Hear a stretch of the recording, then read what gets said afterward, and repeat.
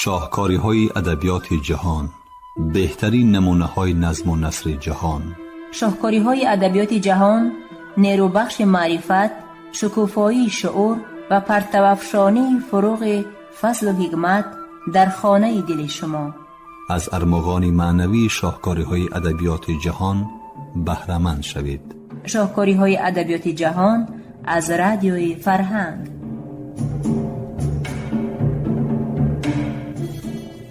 شنوندگان عزیز، گفتارمون را از سلسله خوانشی بدیعی از روی اثر نویسنده داغستانی رسول غمزاتوف داغستانی من در قرائت عبدالجلیل امان بشنوید. گفتار 42.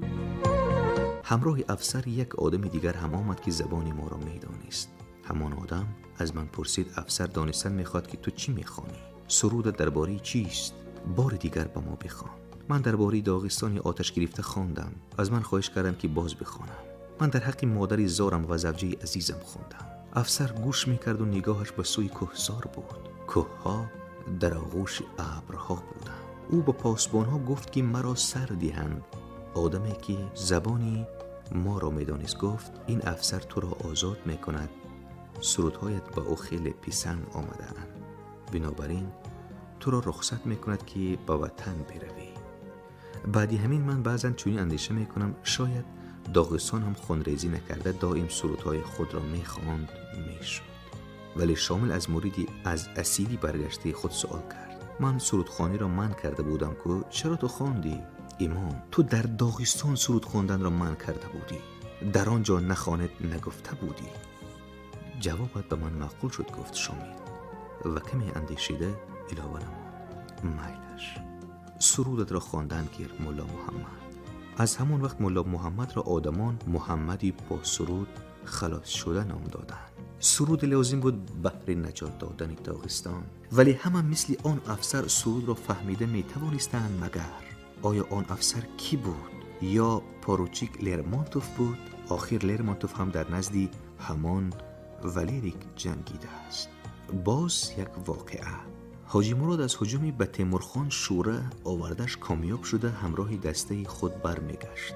در یک بیشه سری راه او 2 نفر عسکری روس را دید. آن 2 نفر در نزد گلخان آرامانه سرود خوانده می نشستند. حاجی مراد از یک جنگاوری خود که روسی را کمی میدانست پرسید آنها چی میخوانند؟ سرودی مادر، سرودی محبوبه، سرودی بارانهای وطنی دورشان را میخوانند. حاجی مراد سرودی روسا را خیلی گوش کرده ایستاد. سپس با آوازی پس گفت این آدمان دشمن نیستند، آنها را آرام مانید، بگذار آنها سرودی مادر را خوانند. همین طریق سرود تیر را از سر آدمان دور کرد. اگر آدمان دل یکدیگر را میفهمیدند چقدر تیرها از سر انسان دور کرده میشدند، از کمانها نمی جستند. واقعی 3. رفکام داغستان مخچ در دست شاعری معروف محمود خچه مهمی را داده او را به نزد پرتیزن‌های خونزخ فرستاده و گفت با خنجر نه با تنبور به خود راه گشاده رفت. در اولی صندیق او را دستگیر کرده به چاه انداختند. مکتوب مخچ را یافتند و البته او را می پراندند. محمود در چاه نشسته در وصف محبوبه خود سرود می‌خواند. تمام اهل اول برای شنیدن سرودهای او آمدند. حتی آدمان اولهای دیگر آمدند. آنگاه نجم الدین گاتسینسکی درک نمود. اگر من امروز این سراینده را بکشم فردا تمام کوهستانیان از من رو می‌گردانند. شاعر را آزاد کردند. ارچی قزاق میگفت که اگر همراهش سرود نمی بود وی در بدرغی پادشاهی در سیبیر از غم و غصه می‌مرد. این قبیل حکایت ها بسیارند. به این قصه ها باور کردن لازم. سرود بسی کسان را از مرگ نجات داده است. بسا پیادگان را سواره کرده است. بسا آدمان ترسو سرودها را در وصف دلیران شنیده شیردل شدند. انا این حکایت را من از ابوطالب شنیدم. وقتی که از هندوستان برگشتم و از من در خصوص آن کشور بسیار پرسجوی میکرد. من با اون نقل میکردم که در هندوستان فقیرانی مارفسا سرنیچه نواخته مار عینکی را مانندی رقاص بازی می‌دارند. این جای حیرت نیست گفت ابوطالب. آخر چوپان‌های ما هم نواخته نخچیران را در سری کوههای بلند بازی می‌دارانند. صدای موسیقی را شنیده آدمانی آهوان رمنده را به چشم خود دیدم. به هوای سارنای داربازها بر این در بالای طناب بازی کردنی خرسا را به چشم خود دیدم. ابوطالب کمی خاموش ماند و سپس تکرار کرد: آهنگ و سرود به من هم در زندگی مدد کرده است. تو احتمال دانی که من بیشتر از همه سرنای را میپسندم. آوازش دور میرود. سرنای از تولد پسر، از آمدن دوست، توی و سور مژده میرساند. خواه کسی در گشتی غالب آمده باشد، خواه اسب پایگه را برده باشد، قاصدی همه شادی ها در داغستان سرنای است و گویا ساقی مجلسی اسباب‌های موسیقی است. من سرنای را برای آن هم دوست می‌دارم که در جوانیم به من نان داده است. من به تو یک قصه‌ای به من روی داده را نقل کردنی هستم. من آن وقت جوان بودم. روز به یک اول دور به توی تکلیفم کردم. زمستان بود. برفی لکی میزد. راه مانندی رقم‌های 2، 3، 5 یا 8 کجوکله بود. من شلپر شده برای سنگی نشستم که اندکی دم گیرم تا اول باز یک خلطچه تماکو کشیدنی راه است. بناگاه از خمگشت راه صدای زنگولچه ها آمد و به راه فایتون برآمد. در آن 3 نفر شکم سیران و مستان هیاهو کنان می آمدند. ایشان از ذاتهای شریف بودند. از پاشان یکی سبسفید کلقند بر این دیگر در پیشانی ستارچه سفید داشت و خودش سیاه مشکین بود. السلام علیکم. و علیکم السلام. به همان توی رفتنی فایتون سواران را فهمیده التماس نمودم که مرا هم سوار کنند، لیکن آنها راننده های ناانصافی حاضره بر این خواهش مرا رد کردند و به بالاکاری آن تمسخر آمیزانه گفتن هیچ گپ نه، تا توی آینده به اول میرسی، اینش از افتکار به تو هم میگذرد. من که شلپر شده و رنجیده بودم، سرنایم را برآورده به نواختن سر کردم. من هیچ وقت این خیل نواختن نبودم. در همین اثنا معجزه روی داد. از پا آواز سرنای را شنیده در جایشان تقی ایستادند. سوارها آتشین می شدند. اسبها را تازیانه می زدند، اما بیفایده. اسبها از جایشان نمی جنبیدند. از افتکار آهنگ من به آنها فارید. از افتکار حسیات انسانی نظر به آدم‌ها در اسب‌ها زیادتر بوده است. بحثی ما خیلی دوام کرد. اسب‌ها طرفی من بودند و صاحبانشان مجبور شدند که مرا به فایتون خود سوار بکنند.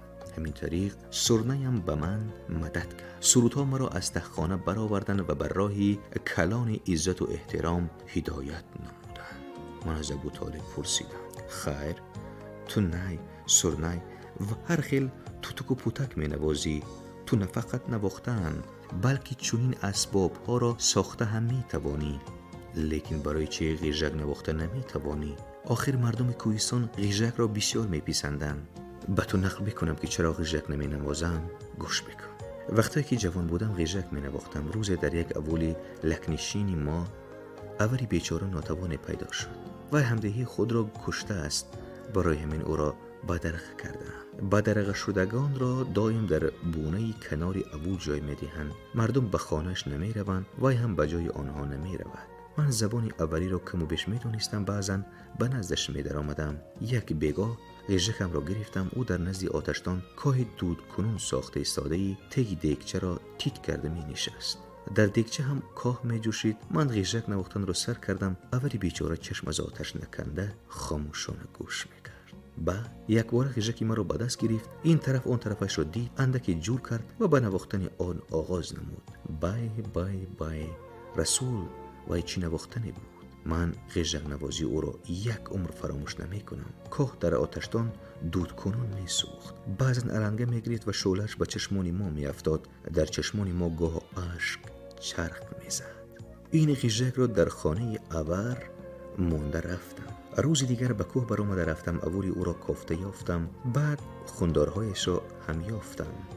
من آنها را به نزد بونه آن مردی بدرقه آوردم. آنها روزانه در بونه من می نشستند و شبانه همراه من رفته غیژک نوازی دشمن جانی خود را گوش می کردند. 3 شب پی در پی این کار دوام یافت. آنها به هم اولی خود گفتند به خانت برگرد، ما گناهت را بخشیدیم. اور در وقتی با من خوشباشی کردنش خیژک را گردانده دادنی شد، لیکن من نگرفتم. من گفتم تو بر این نواختن را از 2 سر هیچ وقت یاد نمیگیرم. از تو بهتر نواختن را دیگر نمیتوانم. برای همین خیژک اکنون به من در کار نیست. از همان روز این جانب یگان بار به دست خیژک نگرفتم، اما موسیقی را که خونداران و خونی را آشتی داده بود هرگز فراموش نمی کنم. من بسیار وقتا اندیشه می کنم که اگر همه آدمان چونین خیژک نوازی را گوش کرده می توانستند، کسی یافت نمی شد که کرداری بد صادر بکند و در جهان دشمنی نمی بود. اکنون 2 قصه را که با پدرم علاقمند است نقل می کنم. حاجی نام یک گادستلینی در خنزخ آشخانه گشاد. او پدرم را دعوت کرده گفت تو در کوهستان آدمی مشهوری، در حق همین مؤسسه من یک سرود نوشته تو دهان سخن نیک بگو که همه آشخانه مرا دانند. از مزد خدمتت خاطر جمع باش. پدرم در حقیقت شعر نوشت و در حقیقت آشخانه را مشهور کرد، اما همچون مؤسسه بیکاره و چرکین مشهورش کرد. بعد آن مردم به سوی آشخانه به صاحب آن اشاره کرده می گفتند غمزتی ما انا همین را باب کرده است. صاحب آشخانه از این شعر خبر یافته به تشویش افتاد. وی به پدرم اسبی را با افزارش وعده کرده خواهش نمود که شعرش را بین مردم پهن نکند، اما سخن که از یک عقبه گذشت همه کوه‌ها را دور میزند و آن را با یگان چیز باز داشته نمی توانی. سرودی در مذمت گادستلینی ناشد نوشته پدرم را دیری نگذشته در همین اولها شنیدند. آن را هنوز هم می خوانند. حاجی مجبور شد که مؤسسه خود را بندد. باری از خانه ما گوشت و قبرغه گوسفند که برای قاق کردن در ایوان آویخته بودیم گم شد. هیچ یک امکان یافتن آن نبود، اما در اول یک بار آوازه شد که غمزت در مذمت دوست سرود نوشته است. خودی همان روز گوشتی قاق را به ایوانمان آورده پرتافتند، اگرچه نوشتن چنین سرود در گوشه خیالی پدرم نبود. بین عروس و داماد نوگاه گپ می گریزد. در چنین شبها دوستان عروس و داماد، البته بیشتر دوستان داماد، به تگ تیریزه آمده چنگور نوازی می کنند. صدای چنگور عروس و داماد را وادار می سازد که نزاعی ناچیزی بین خود را فراموش بکنند. من هم یک دوستی خوب داشتم، وی صورتگیر و مطرب بود، امین چوتویف.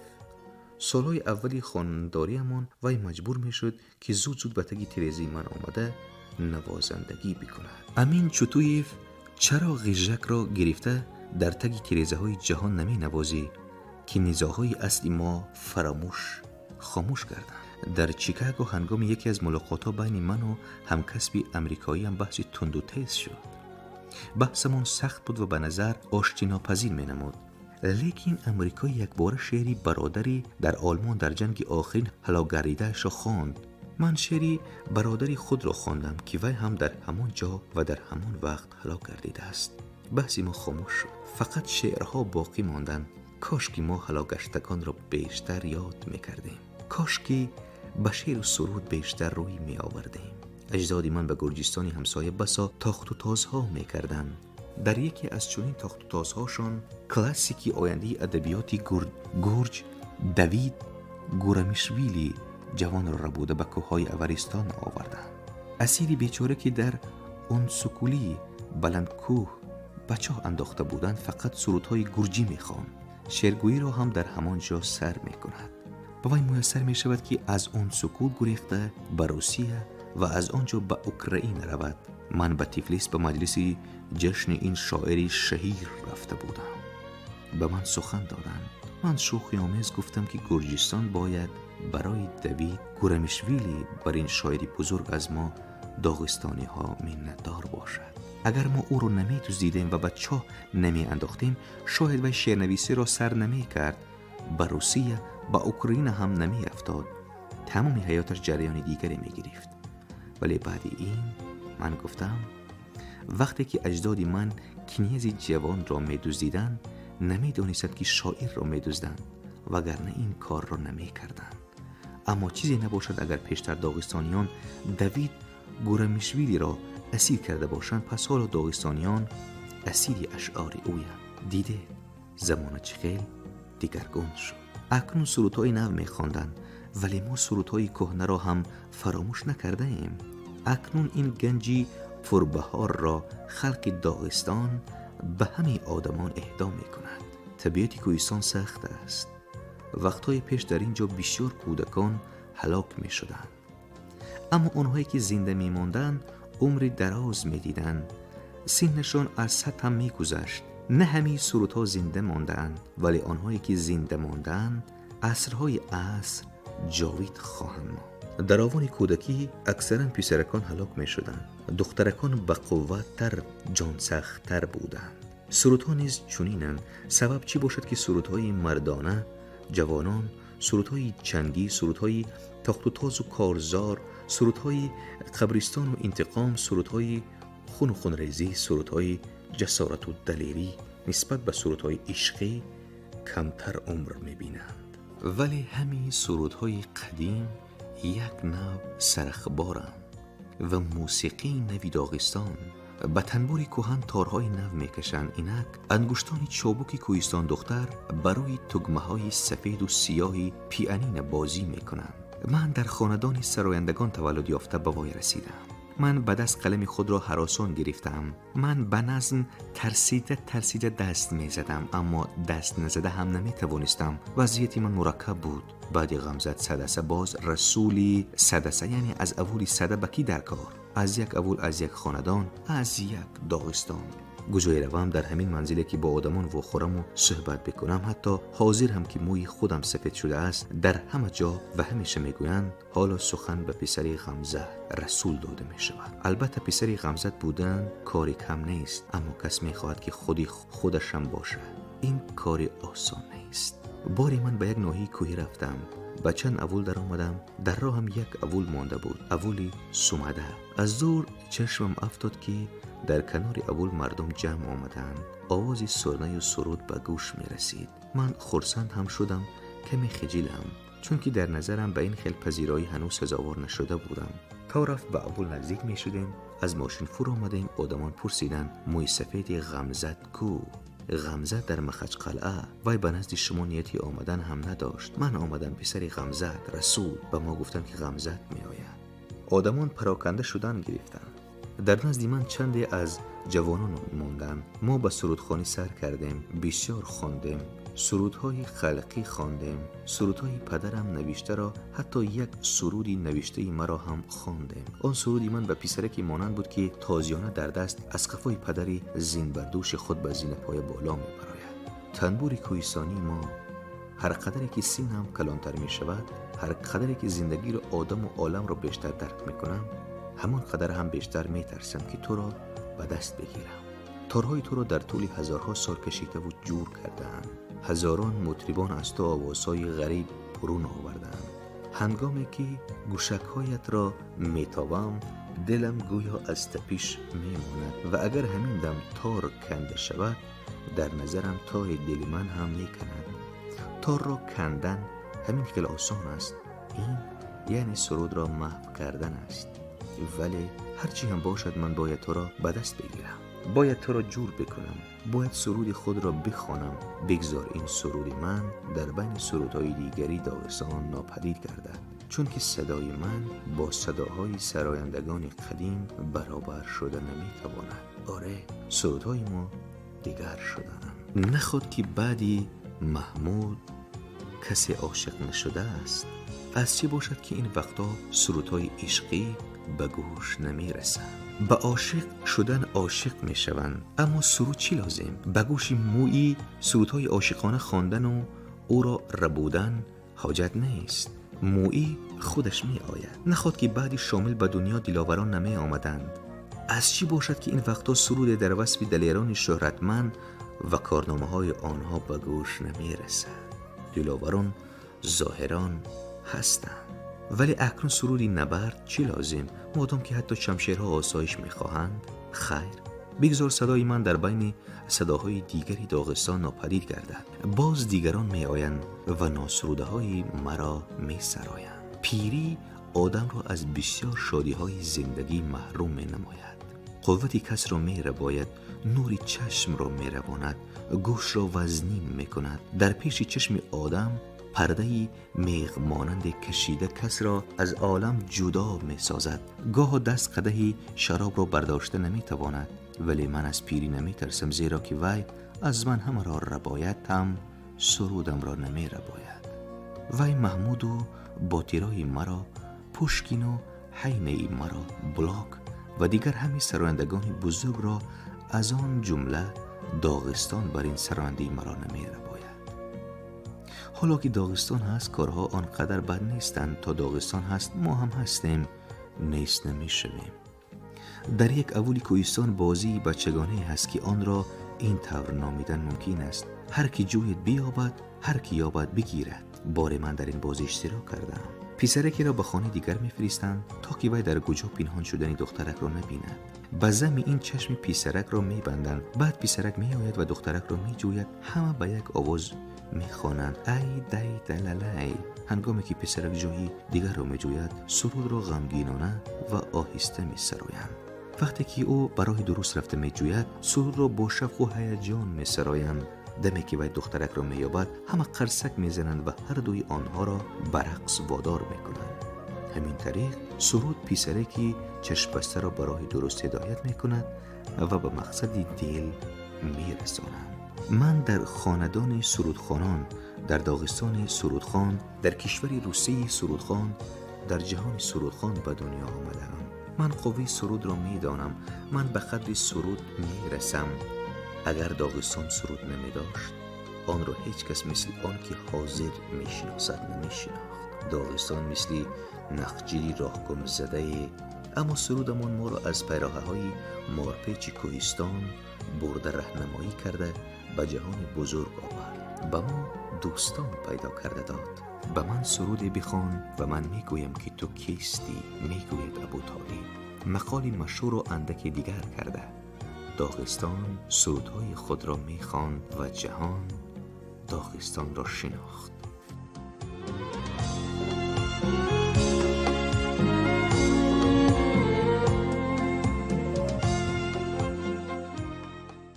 شنوندگان عزیز، یادرس می‌شویم که شما گفتارمان را از سلسله خوانشی بدیعی از روی اثر نویسنده داغستانی رسول غمزاتوف داغستانی من در قرائت عبدالجلیل امان شنیدید. کارگردان موجیگل یوسفووا. پایان گفتار 42.